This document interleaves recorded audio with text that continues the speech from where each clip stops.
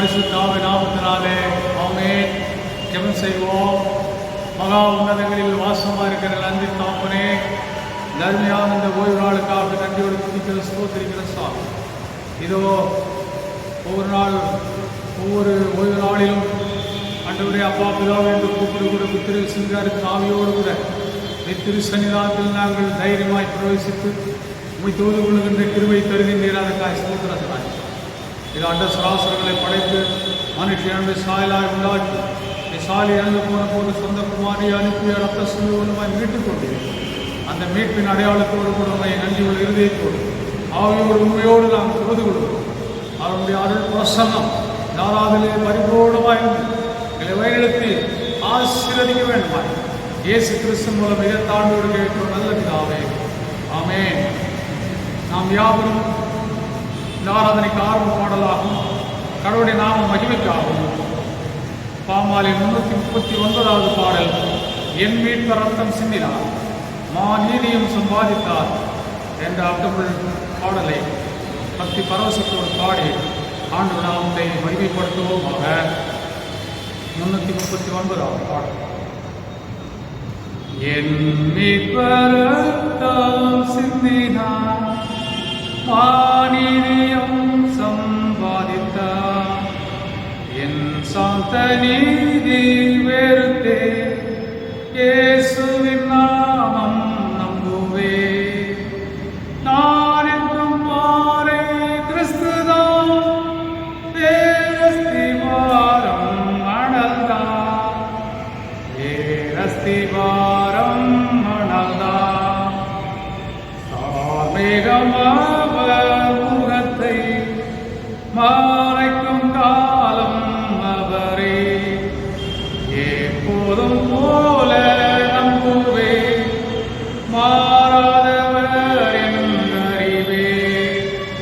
நான் என்றும் பாறை கிறிஸ்துதான் வேரஸ்திவாரம் மணல்தான் வேரஸ்திவாரம் மணல்தான். மரண வெள்ளம் பொங்கினும் என் மாம்சம் சோர்ந்து போயினும் வாக்குதானையும் என் நெஞ்சை ஆற்றி தேற்றிடும். நான் என்றும் பாறை கிறிஸ்துதான் வேரஸ்தி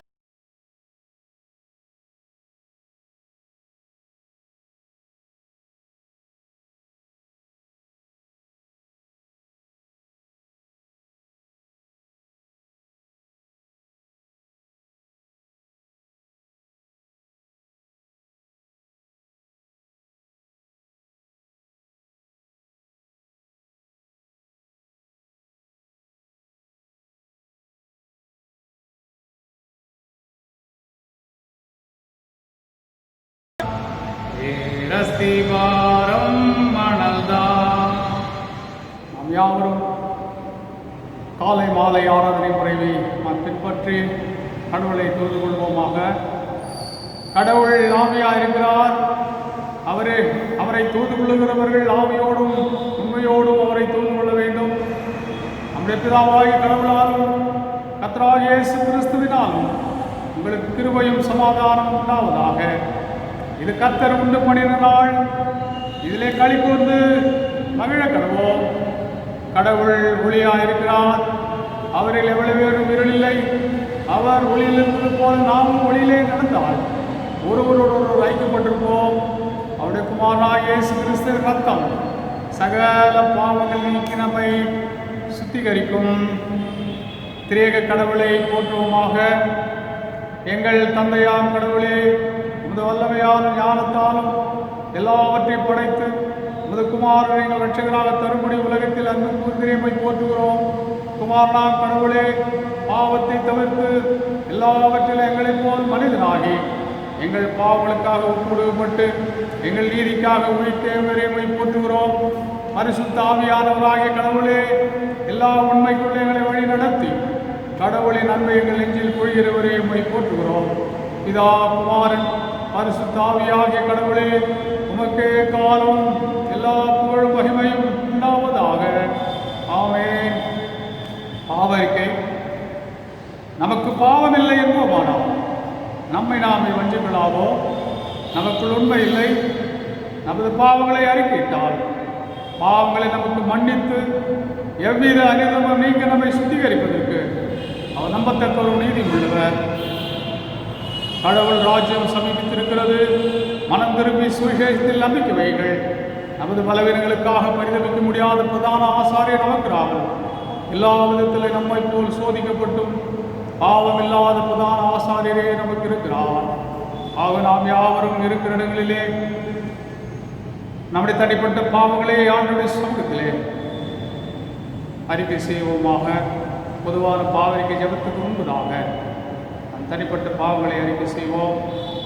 ஆண்டவர் கண்டித்துணர்த்துகிற பாவங்கள், அசுத்தங்கள், துன்மார்க்கமான காரியங்கள் இன்னும் நம்முடைய ஜீவியத்தில் இருந்து கொண்டிருக்குது என்று நம்முடைய மனசாட்சியை குற்றப்படுத்துமானால் பரிசுத்த ஆவியானவர் கண்டித்து உணர்த்துவாராம்.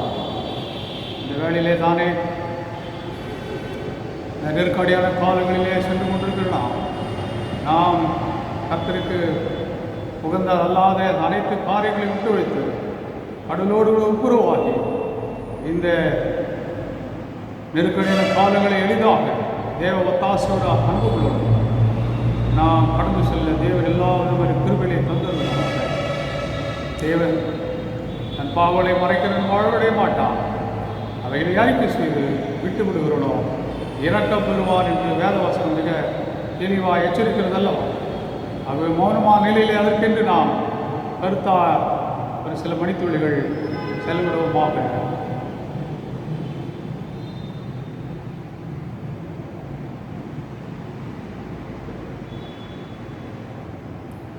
தொடர்ந்து வருகிற பொதுவான பாவரிக்கை ஜெபத்தை நாம் யாவரும் சேர்ந்து ஏறெடுப்போம். எங்கள் தந்தையாம் கடவுளே, நினைவினாலும் வார்த்தையினாலும் செய்கினாலும் நமக்கு விரோதமாய் பாவம் செய்திருக்கிறோம். முழு மனதோடு நாங்கள் உண்மை நேசிக்கவில்லை. எங்களிடத்தில் நாங்கள் அன்பு கூறுவது போல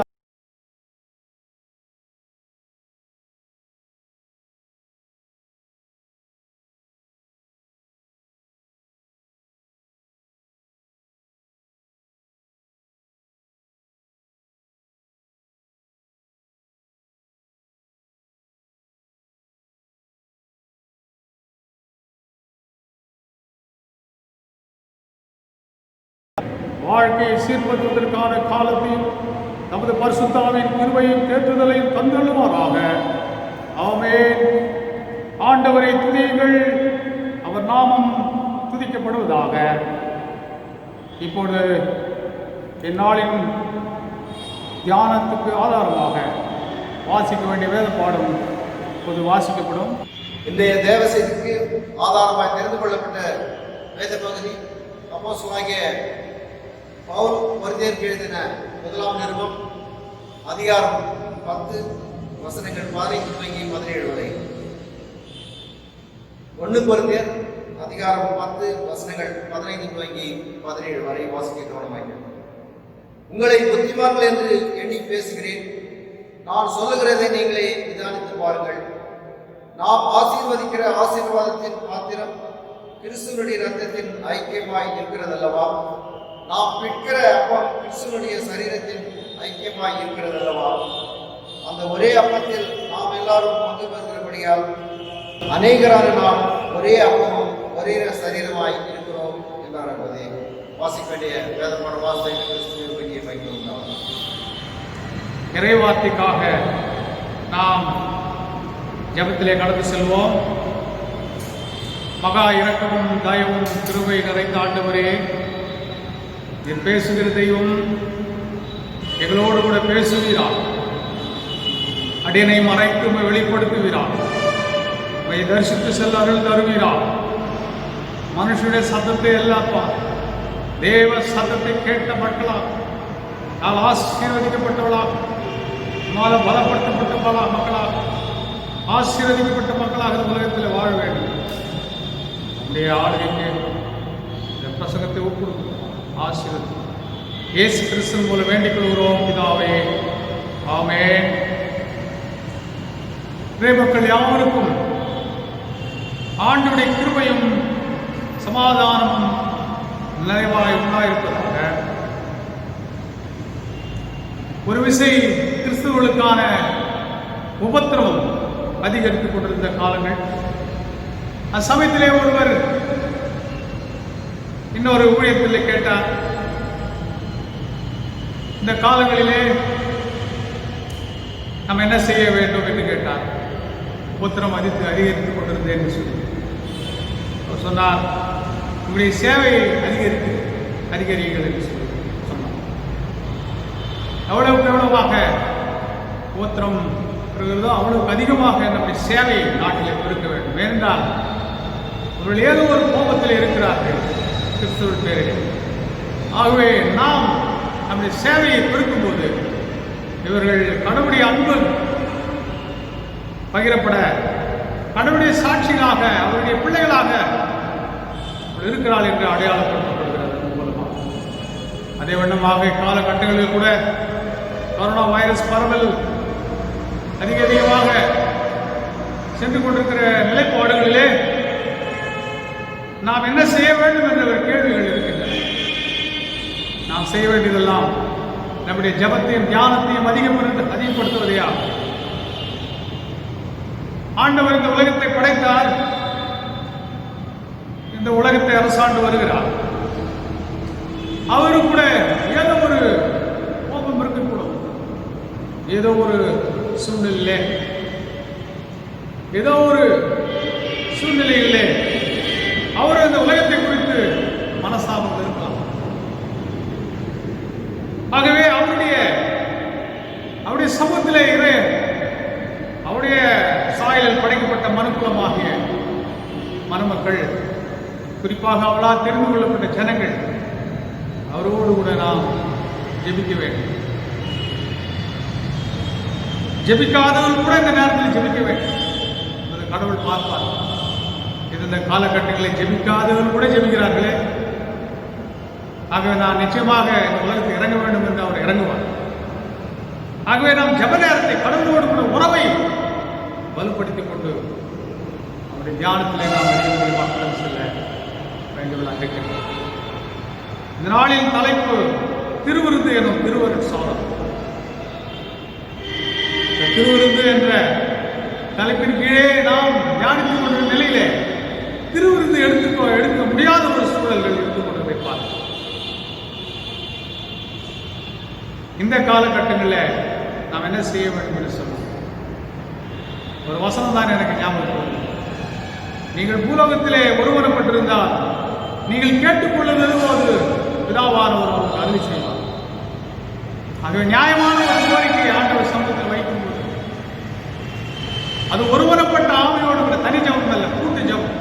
குடும்பங்களாக ஒருமனப்பாட்டின் ஆவியோடு நாம் ஆண்டவர் சமூகத்தில் விண்ணப்பத்தை, நியாயமான ஒரு கோரிக்கை வைக்கும்போது நிச்சயமாக அதை கேட்கிறவராக இருக்கிறார். நீங்கள் ஒருமனப்பட்ட பூலோகத்தில் நீங்கள் ஒருமனப்பட்டிருந்தார் கேட்டுக்கொள்வது ஒரு பிதாவான ஆயுதம். நியாயமான கோரிக்கை அவருடைய அப்பமும் திராட்சரசமும் இயேசு கிறிஸ்து சரீரம் ரத்தமும் நாம் எடுத்துக்கொள்ள முடியாத சூழ்நிலையில் இருந்து கொண்டது. இந்த ஒரு நியாயமான கோரிக்கை தேவ சமூகத்தில் வைக்கும்போது கர்த்தர் இறங்குவராக இருக்கின்றார். இதற்கு ஒருமனப்பாடு மிக அவசியம். ஒருமனப்பட்டிருந்தால் அதை கோடிட்டு பார்க்க வேண்டும். ஆகவே ஒருமனப்பாடுகள் குடும்பங்களிலும், திருச்சபையிலும், உலக திருச்சபைகளிலும், இறை மக்கள் மத்தியிலே ஒருமனப்பாட்டு ஆவியோடு கூட ஜெபிக்கும் போது கர்த்தர் இறங்கி பெரிய காரியம் செய்கிறார். குறிப்பாக திருவிருந்து பந்திலே சேர்ந்தவுடைய ரத்தத்தை அவரை சரித்து புசிக்கிற வாக்கிகள் சாக்கிகள் அவர் கட்டளையிடுவார். இன்றைக்கு வாசிக்கப்பட்ட வேத பாகத்தோடு கூட இந்த நாளின் தலைப்புக்குரிய மற்ற வேத பாடுகளை கூட நாம் கையாளுகிறோம். ஆகவே அதன் அடிப்படையிலே சங்கீதம் 104:14 வரை உள்ள வசனங்களை நாம் தியானிப்போமானால் அங்கே சில காரியங்கள், இந்த அப்பம் திராட்சரசத்தை குறித்ததான காரியங்கள் அங்கே மறைமுகமாக சொல்லப்பட்டதை நாம் பார்க்கிறோம். இந்த அப்பமும் திராட்சரசமும் என்று சொல்லப்படுவது மனிதர்களுக்கு உயிர் வாழ்வதற்கான ஒரு அடையாளமாக இருக்கிறது. மனிதர்களுக்கு உயிர் வாழ்வதற்கான ஒரு அடையாளம். கடவுளுடைய படைப்பிலே வகையான படைப்புகள் நாம் பார்க்கின்றோம். அது பிரமிப்பூட்டுகின்றன. இன்னும் ஒரு அற்புதமான படைப்புகள் என்று சொல்லி அவைகள் அனைத்திலுமே ஒரு புதுமையை பார்க்க முடியும். கிரியேட்டிவிட்டி, காட்ஸ் கிரியேட்டிவிட்டி, கடவுளின் நன்மைகள் ஏராளமாக எனக்கு புரிந்திருக்கிறதை பார்க்க முடியும்.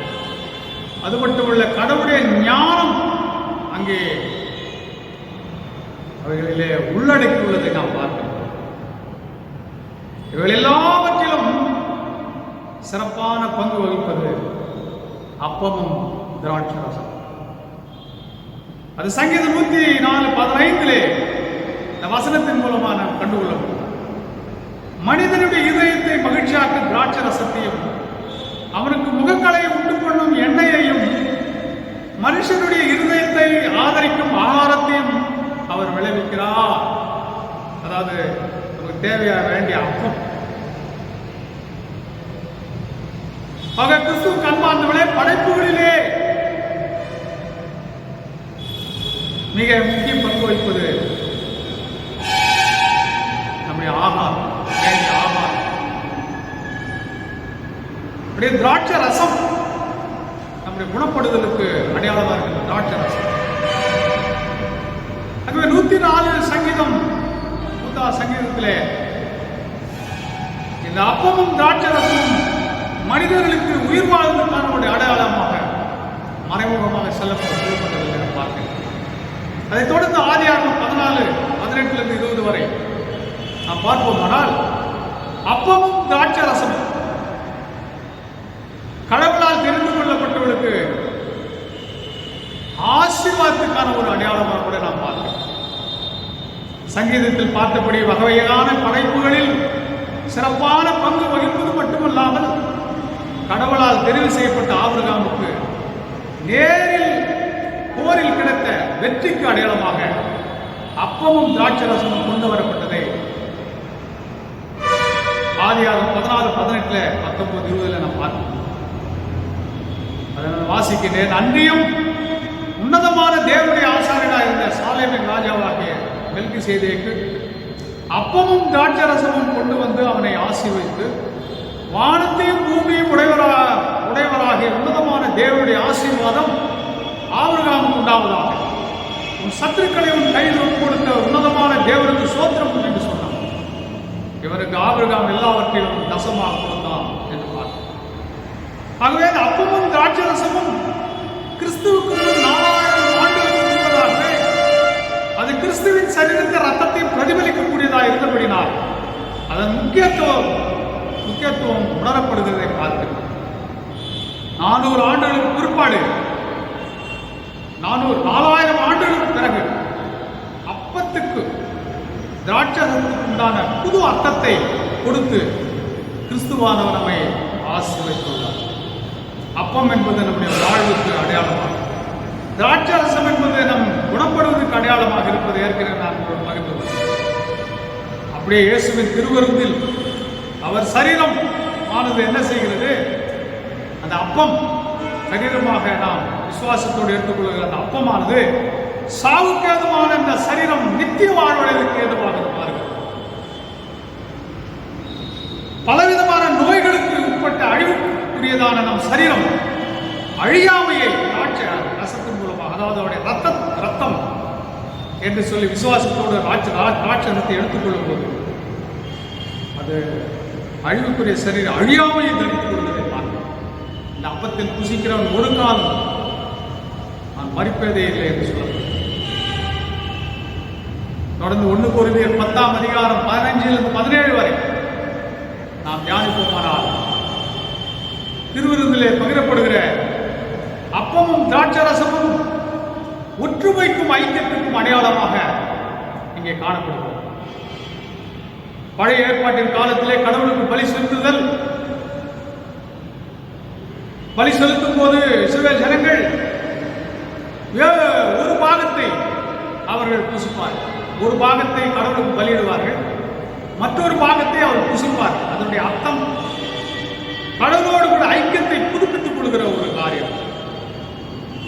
அதோடு கூட அதனுடைய பிரதிபலிப்பாக சக மனிதர்களுடன் உறவை புதுப்பித்துக் கொள்வதுதான் ஒரு காரியம். அதே அனுபவம் தான் திருவிருந்திலே கூட நமக்கு கிடைக்கிறது. 1 Corinthians 10:16 நாம் அதை பார்க்கலாம். நாம் ஆசீர்வதிக்க ஆசீர்வாதத்தின் பாத்திரம் கிறிஸ்துவின் ரத்தத்தின் ஐக்கியமா இருக்கிறது அல்லவா? நாம் பிற்கிற அப்பம் கிறிஸ்துவின் சரீரத்தின் ஐக்கியமா இருக்கிறது அல்லவா? ஆகவே ஒற்றுமைக்கும் ஐக்கியத்துக்கும் இது அடையாளமாக இருக்கிறது. பழைய ஏற்பாட்டின் காலத்தில் பலி பூர்வப்படுத்தவில்லை. நாம் மீண்டும் மீண்டும் பலி செலுத்தப்பட வேண்டியதாக. தற்போது என்றென்றைக்கும் அனைத்து மக்களுக்கும் ஒரே பலியாக கிறிஸ்துவானவர் பலியானார். ஆகவே இந்த ஐக்கியத்தில் விருப்பப்படும் அனைத்து மக்களும் பங்கேற்கலாம். இது இஸ்ரவேல் ஜனங்களுக்கு மாத்திரம் அது உரிமை பாராட்டக்கூடியதல்ல.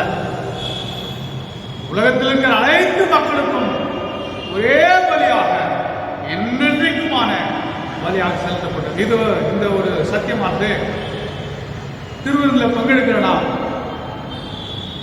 மற்ற மக்களுக்கும் இந்த செய்தியை சொல்ல நாம் கடமைப்படுகிறோம். தொடர்ந்து மார்க் 14:12-26 வரை உள்ள வசனங்களை தியானிப்போமானால், இந்த அப்பமும் திராட்சை ரசமும் கடவுளுடைய நியாய தீர்ப்புக்கு அடையாளமாக இருக்கிறது. இயேசுவின் எச்சரிப்பை நாம் பார்க்க முடியும். மார்க் 14:18 அவர்கள் மந்தியமிருந்து போஜனம் பண்ணுகையில் இயேசு அவர்களை நோக்கி, என்னுடனே புசிக்கிறவங்களில் ஒருவன் என்னை காட்டிக் கொடுப்பான், என்னை மெய்யாக உங்களுக்கு சொல்லுகிறேன் என்றார்.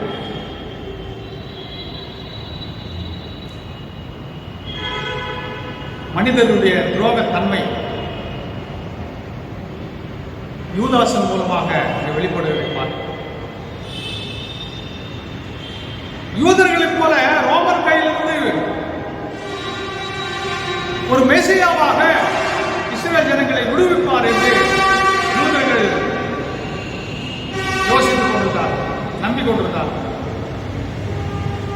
அந்த கூட்டத்திலே யூதாஸ் ஒருவர், இவர் இஸ்ரவேல் ஜனங்களை ரோமரா ஆட்சியிலிருந்து விடுவிப்பார் என்று சொல்லி. ஆனால் இவருடைய உரையாடலில் இதோ மனுஷகுமாரன் மனுஷன் கையில் உட்கொடுக்கப்படுவார், அவர் சிலுவையில் அறையப்படுவார், மறித்து அடக்கம் பண்ணப்படுவார் என்றெல்லாம் அவர் பேசிக் கொடுக்கும் போது 3ஆம் நாள் உயிரோடு எழுந்துப்பார்கள் சொன்னார். இதெல்லாம் கேட்டுக் கொடுத்தவன், இவரால் நமக்கு பிரயோஜனம் இல்லை, இவர் சாக போறவர் தானே என்று சொல்லி அவன் 30 வெள்ளிக்காசுக்காக ஆசைப்பட்டு அவரை காட்டிக் கொடுக்க அவன் எண்ணம் கொடுத்தான். இருதயத்தில் ஏற்கனவே அவன் தீர்மானம் செய்து விட்டிருந்தான். ஆகவே தான் இயேசு சொல்லியும் அவனை அந்த எச்சரிப்பை ஏற்றுக்கொள்ள,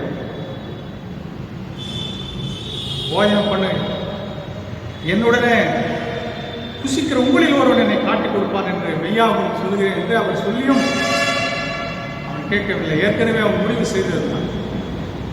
ஆக நியாயத்திற்கு அங்கேயே வெளிப்படுகிறது. மார்க் 14:21 மனுஷகுமாரன் தம்மை குறித்து எழுதியிருக்கிறபடியே போகிறார், ஆயிரம் எந்த மனுஷனால் மனுஷகுமார் காட்டிக் கொடுக்கப்படுகிறாரோ அந்த மனுஷனுக்கு ஐயோ, அந்த மனுஷன் பிறவாது இருந்தானால் அவனுக்கு நலமாயிருக்கும். ஒருவேளை யூதாசை குறித்து நாமும் எளிதில் எரிச்சல் அடையக்கூடும். என்ன இப்படி ஒரு துரோகப்பட்டானே, ஆண்டவரை காட்டி கொடுத்துட்டானே, ஏன் எனக்கு அறிவில்லாமல் போனது என்னெல்லாம் பல விதங்களிலே நாம் அவரை யோசிக்கலாம், எரிச்சல் அடையலாம். ஆனால் நாமும் கூட இயேசுவுக்கு நம்மை அர்ப்பணித்துக் கொண்டு நம்முடைய இஷ்டம் போல இந்த உலகத்திலே வாழ்வோமானால், இஷ்டம் போல பேசுவது, இஷ்டம் போல நடப்பது, காரியங்களை வாழுகிற மக்களாய் காணப்படுவோமானால், நாமும் யூதாசை போல இயேசுவை காட்டிக் கொடுக்கிற மக்களே. ஆக கிறிஸ்துவ கண்பார்ந்துள்ளே, இது நியாய தீர்ப்புக்கு அடையாளமாக கூட இருக்கிறது. திருவிருந்திலே பயன்படுத்தப்படுகிற அப்பமும் திராட்சை ரசமும் இன்னும் பல சத்தியங்களை நிறைவு கூறுதலுக்கு அடையாளமாக இருக்கிறது. ஒன்று அதிலே ஒன்றாக நாம் பார்ப்போமானால், இஸ்ரவேலின் பஸ்கா பண்டிகை வலியுறுத்துகிறது, நினைவு கூறுகிறது. இஸ்ரவேல் ஜனங்கள் எவ்விதமாக பார்வோனுடைய அடிமைத்தனத்திலிருந்து விடுதலையாக்கப்பட்டார்களோ அப்படியே பாவத்திலிருந்து நாம் விடுதலையாக்கப்படுகிறோம் என்பது அடையாளமாக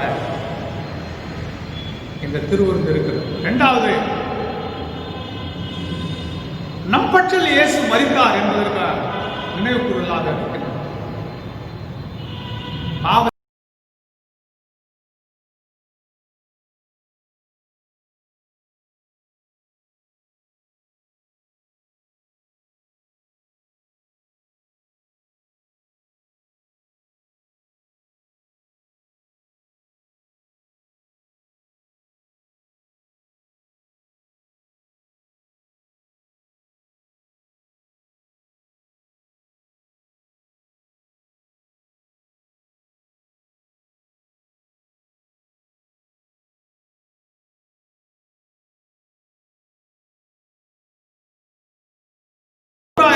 சொல்வது போல கடவுளோடும் சக மனிதர்களோடும் உருவாக நினைவு கூறுகிறார்.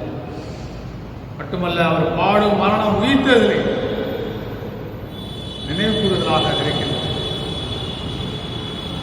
பாடு மரணம் நம்முடைய இயேசுவான சென்றார். இந்த உலகத்தில் நமக்கு பாடு உண்டு, ஒரு நாளிலே மரணம் என்பது உண்டு. இயேசு அதனுடைய கடந்து சென்றார். அதே போல உயிர்த்தெழுதல் என்பதில் ஒரு நம்பிக்கை உண்டு. மரணம் என்பது முடிவல்ல, இந்த ஒரு வாழ்க்கை இருக்கிறது. அது அவர் மாம்சமான யாவருமே நாவை ஊட்டுவேன் என்று சொன்னார் பாருங்கள். அவருடைய பாடு மரணம் உயிர்த்தெழுதலை நம்பும்போது அவருடைய அருள் மாறி நமக்கு ஊற்றுக் கொடுக்கிறது. ஒரு புது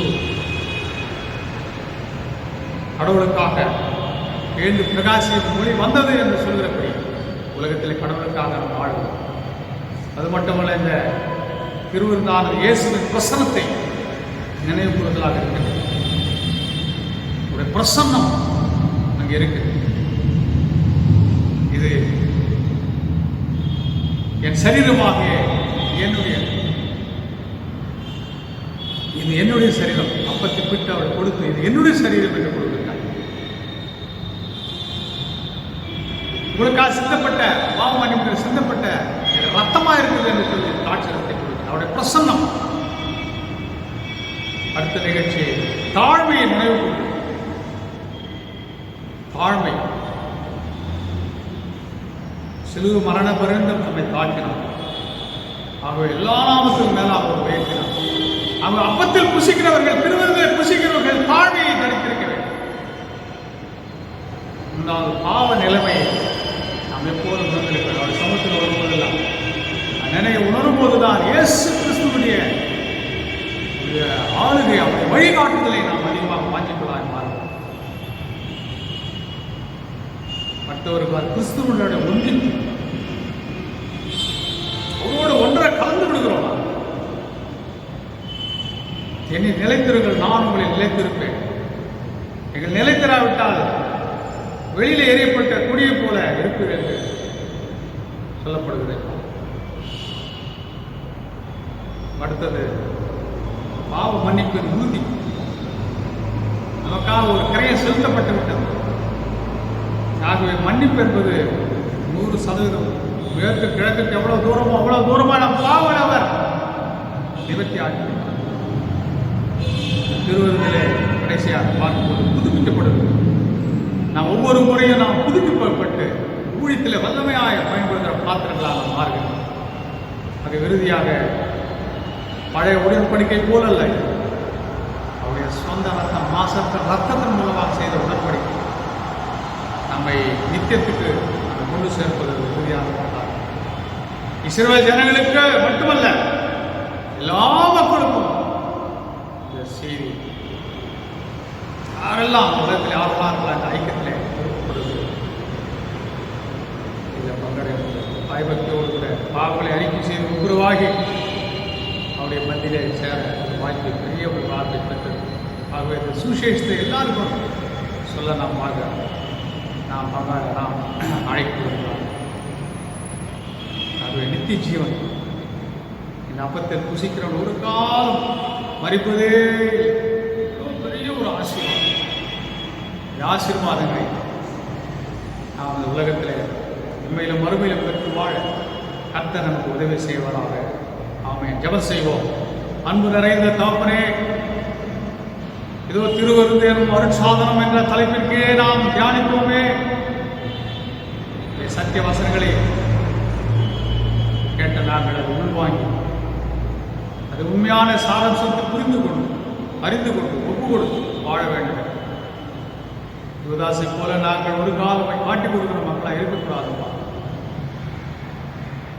கர்த்தர் இறக்கம் பாராட்டும். சீக்கிரத்திலே இந்த கரோனா வைரஸ் ஒரு வழிவாசல், ஒரு தீர்வு காணப்படும். ஒரு வேக்சின் கண்டுபிடிக்கப்படும். தேவாலயம் திறக்கப்படும். பந்தியிலே மக்கள் இறைமக்கள் பக்தியோடு சேர்கிற கிருபை தந்து ஆசீர்வதிக்கும். இயேசு கிறிஸ்துவை வேண்டிக் கொள்கிறோம். திருச்சபைக்கான அறிவிப்புகள். தேவனுக்கே துதியும் கனமும் மகிமை உண்டாவதாக. வாக்குத்தத்த வசனம் 1 பேதுரு 2ஆம் அதிகாரம் 24ஆம் வசனம். நாம் பாவங்களுக்கு செத்து நீதிக்கு பிழைத்திருக்கும்படிக்கு அவர் தாமே தமது சரீரத்திலே நம்முடைய பாவங்களை சிலுவையின் மேல் சுமந்தார். அவருடைய தளங்களால் குணமானீர்கள். நாம் சுகமாய் வாழ்ந்து பிழைத்திருக்கும்படிக்கு பழுதற்ற ஆட்டுக்குட்டியாம் இயேசு நம் பாவங்களை சிலுவையின் மேல் சுமந்தார். இன்றும் நாம் நம் எல்லா பாவங்களையும் அவரிடத்தில் அறிக்கையிட்டு வளர்ந்திருக்குமானால் அவருடைய தளங்களில் இருந்து வரக்கூடிய ஒளி நம்மை சுகமாக்கும். இயேசு கிறிஸ்துவின் ஈடு இணையற்ற நல்லாமத்திலே பாலாஜத்துவையார் யோவான் திருச்சபையார் அனைவருக்கும் அன்பின் நல் வாழ்த்துக்களை குருசேகர குழுவின் சார்பாக அன்போடு தெரிவித்துக் கொள்கிறோம். இந்த இக்கட்டான சூழ்நிலையில் கொரோனா வைரஸிலிருந்து நம்மை பாதுகாத்து வருகின்ற தேவாதி தேவனுக்கு நம் உள்ளத்தில் ஆழத்திலிருந்து நன்றிகளையும் துதிகளையும் சோத்திரங்களையும் சொல்லுவோமாக. தொடர்ந்து ஊக்கமாய் ஜெபிப்போம். கர்த்தர் பெரிய காரியங்களை செய்வார். திருச்சபையின் அன்பு உள்ளங்கள் இந்த வாரத்திலே பிறந்தநாள் மற்றும் திருநாள் கொண்டாடுகின்ற அனைத்து அன்பு உள்ளங்களுக்கும் திருச்சபையின் சார்பாக அன்பின் வாழ்த்துக்களை அன்போடு தெரிவித்துக் கொள்கிறோம். திருச்சபையார் திங்கள் முதல் சனிக்கிழமை வரை ஒவ்வொரு நாளும் மாலை 5 மணி முதல் 7 மணி வரை ஆலயத்திற்கு வந்து தனிநபர் ஜெபத்திற்காக உற்சாகமாக அதற்காக நன்றிகளை தெரிவித்துக் கொள்கிறோம். தொடர்ந்து வரும்போது உங்களிடத்தில் கொடுக்கப்பட்ட சுய விருப்பு உண்டியல்களை படைக்க அன்பாய் கேட்டுக்கொள்கிறோம்.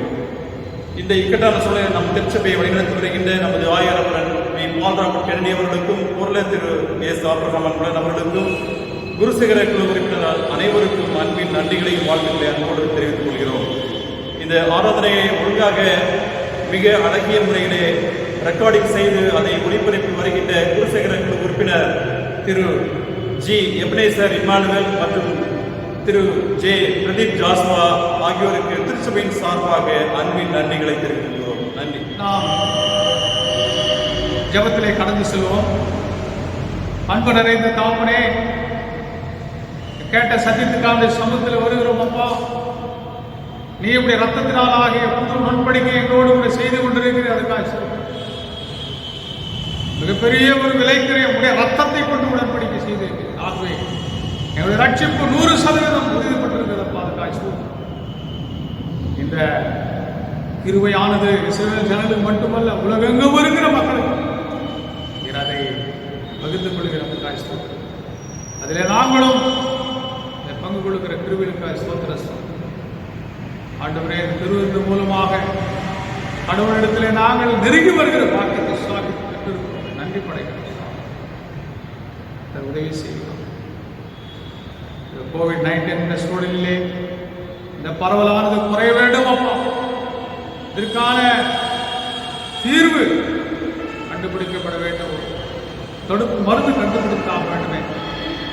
உலகமெங்கும் கோயில்கள் திறக்கப்பட வேண்டும். அப்பா, உடைய திரு சன்னிதானத்திலே மக்கள் விடுதலையோடு தொழுது கொண்டு திருவிருந்திலே பங்கடைய வேண்டுமே. இரக்கம் பாராட்டுகிறார். திருச்சபையான இந்த காலங்களிலே அல்லப்படுகிற மக்களை கண்டுகொள்ள வேண்டுமே. இந்த வாய்ப்பை பயன்படுத்தி கடவுளுடைய அன்பை பகிர்ந்து கொள்ள வேண்டும். கர்த்தர் உதவி செய்கிறார்.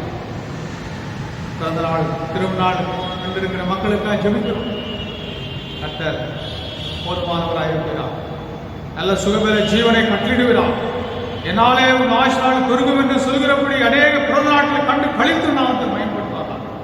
திருமண நாளை கண்டிருக்கிறவர்கள் அநேக ஆண்டுகளை கண்டு கழித்து சுபிட்சமான ஒரு குடும்ப வாழ்க்கை நடத்துவார்கள். இவர்கள் நன்மைகளை கண்டளிக்கிறார். கொரோனா வைரஸ் பரவலிலே பாதிக்கப்பட்ட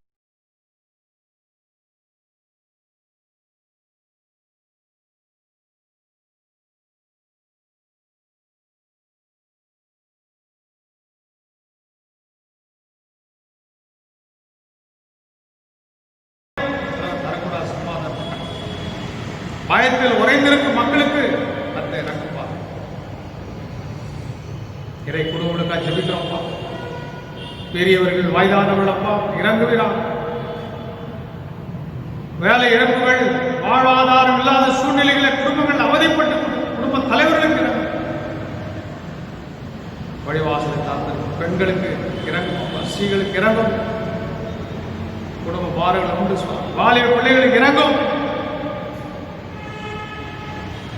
எதிர்காலத்தை குறித்த ஒரு அவநம்பிக்கை, இதில் ஒரு நம்பிக்கை அவளுக்கு உண்டு மார்க்கங்கள் உண்டு. சிறு பிள்ளைகளுக்கு இறங்குமப்பா. படிப்பின் காலத்திலே அநேக சவால்கள் உண்டு. இறக்கம் பாராட்டுகிறார். பலவிதமான துக்கங்கள், துயரங்கள், வேதனைகள், கஷ்டங்கள், நஷ்டங்கள், கண்ணீர், கவலை, துக்கம், துயரம், போராட்டம், பிசாசின் நிந்தனைகள், பகைவர்களுடைய பிரச்சனைகள். அதிலே பிள்ளைகள் யாராவது இப்படிப்பட்ட ஒரு குடும்பங்களோடு கடந்து செல்லும் இந்த சனப்போதிலே நீர் எழுப்பி தியானிப்பா இந்த கருத்தை ஒரு பிள்ளைகள் சிரசு மேல் வைத்து ஆசீர்வதிக்கிறார். ஒரு சுகத்தை பலன் ஜீவனை கட்டளிடுகிறார். ஒரு தெய்வீக தொடுதலை விடுதலையில் சொந்த சமாதானத்தை கட்டளிடுகிறார். நம்மை கிருபினால் பேசுகிறார். நம்மளை இயேசு கிறிஸ்து ஒரு வேண்டிக் கொள்கிறோம். ஆமென். ஆண்டவராக இயேசு கிறிஸ்துவின் கிருபையும் பிதாவாகிய தேவனுடைய அன்பும் பரிசுத்தாவின் ஐக்கியமும் வழிநடத்தலும் ஆசீர்வாதம் மனதோடு நிறைவாகின்ற இந்த சமாதானத்தை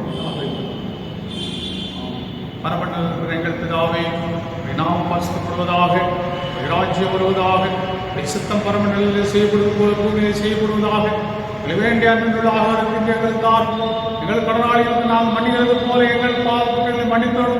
எங்களை சோதனைகள் பிரவேசம் பண்ணாமல் தீமையை ரட்சித்துக் கொள்ளும். ராஜ்யம், வல்லமை, மகிமையும் என்னென்னைக்கும் முடியவில்லை. ஆமென்.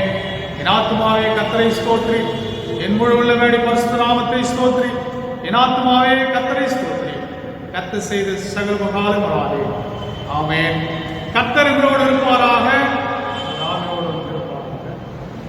சமாதானத்தோடு ஜீவனம் பண்ணுங்கள். கர்த்தருடைய நாமத்தினாலே அனைவருக்கும் நன்றி. கர்த்தருடைய ஆசீர்வாதம்.